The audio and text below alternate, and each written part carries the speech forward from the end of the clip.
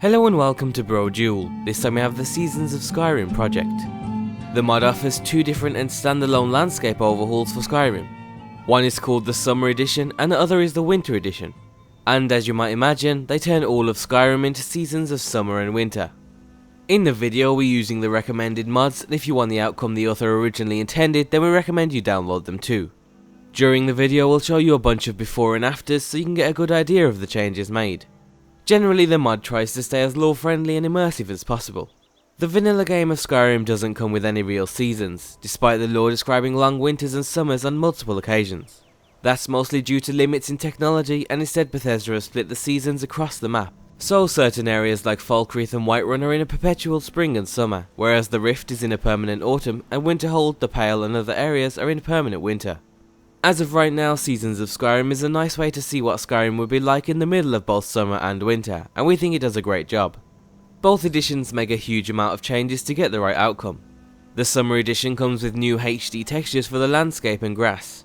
It also adds hundreds of new grasses, trees and objects that are scattered across the province. It removes hundreds of objects too, including anything remotely cold, like icebergs or winter plants. It also edits the colour of water, changes the weather in certain regions, and makes changes to certain animals to complete the entire package. The Winter Edition makes similar changes, but there's generally less trees and grass. It also adds more icebergs, snowdrifts and more to turn Skyrim into a winter paradise. We really like the frozen over lakes, which put a completely different spin on Lake Illanalta, as you can see on screen now. In terms of compatibility, your best bet is to check the mod page. They're compatible with most lighting mods and retextures. The Winter Edition also works fine alongside water mods, but because the summer version changes the colour of water, that unfortunately makes it incompatible. The Winter Edition also works fine alongside Frostfall and Wet and Cold, and the new colder regions are recognised by both mods. In terms of performance, we found that if anything, the Winter Edition improved performance because of the lack of trees and grass. The Summer Edition, however, especially with the recommended mods, caused a noticeable loss in performance, so that's something to keep in mind. And that's pretty much everything you need to know. We really like the changes made, and even if you can't see yourself playing through Skyrim like this, it's still a lot of fun to see how different areas turn out with each edition. For example, some of the cities look fantastic covered in snow, so we recommend you check them out.